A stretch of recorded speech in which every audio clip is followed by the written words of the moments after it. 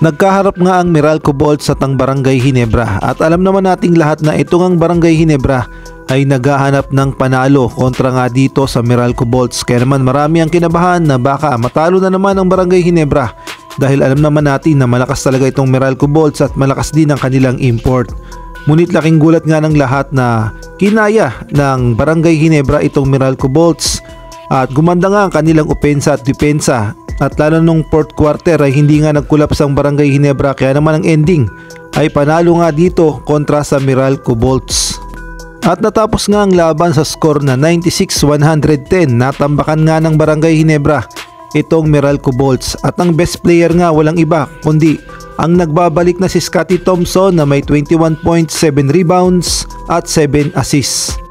Napakaganda nga ng naging performance ni Scotty Thompson sa Barangay Ginebra sa kanyang pagbabalik dahil alam naman nating lahat na nagkaroon nga ito ng minor injury kaya naman sa kanyang pagbabalik ay bumawi nga itong si Scotty Thompson laban nga dito sa Meralco Bolts kaya naman siya nga ang naging susi upang makuha ng Barangay Ginebra ang panalo dito sa Meralco Bolts. At marami rin ang bumilib sa ginawang pagbabantay ni Scotty Thompson dito sa import ng Meralco Bolts na si Zach Lofton. Dito ngayon makikita natin na talaga namang sobrang higpit ng ginawang depensa ni Scotty Thompson dito kay Zach Lofton. Kaya naman ang ending ay napoprostrate na nga itong si Zach Lofton sa ganda ng ginawang pagbabantay sa kanya ni Scotty Thompson. Dito nga makikita natin na nagagalit na, nagrereklamo na sa referee at kung ano pa ang mga kino-complain ni Zach Lofton at wala nga siyang magawa sa ganda ng performance ni Scotty Thompson at sa ginawang pagbabantay nga sa kanya. Dito nga nabutata pa at napatangan na lang sa ginawa ni Scotty Thompson. Kaya naman sa panalo ng Barangay Ginebra dito sa Meralco Bolts ay umakyat na nga sila sa panglima sa PBA Commissioner's Cup standing at sila nga ay may record na 5-3. Samantalang ang Meralco Bolts naman ay pangatlo sa standing na may record na 6-2. Sa ibang balita naman, alam nyo bang itong si Justin Brownlee ay nahirapan pala talaga noon na makapasok sa PBA dahil marami nga na mga PBA team na ayaw nga sa kanya o tinatanggihan siya at nahirapan din ang kanyang agent noon na si Ma'am Cheryl Reyes, ang namayapang agent ni Justin Brownlee na hanapan nga siya ng team sa PBA dahil wala nga gustong kumuha dito kay Justin Brownlee.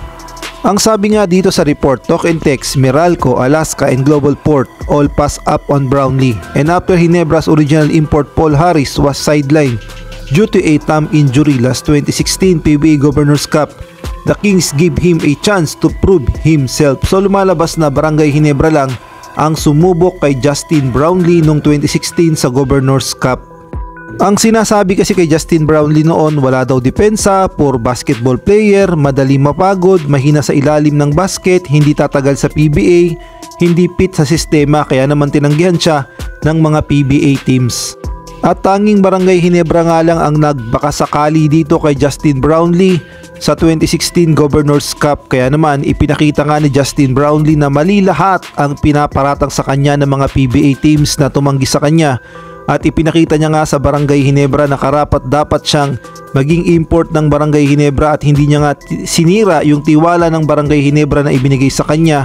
Kaya naman yung 2016 Governor's Cup, alam naman natin lahat na very memorable ito sa Barangay Ginebra dahil si Justin Brownlee ay gumawa nga ng history matapos niyang mabigyan ng kampyonato ang Barangay Ginebra. Talaga nga namang nakakagulat itong si Justin Brownlee dahil literal niyang ginulat ang lahat ng mga tumanggi sa kanya dahil nabigyan niya nga ng kampyonato noong 2016 sa Governor's Cup ang Barangay Ginebra.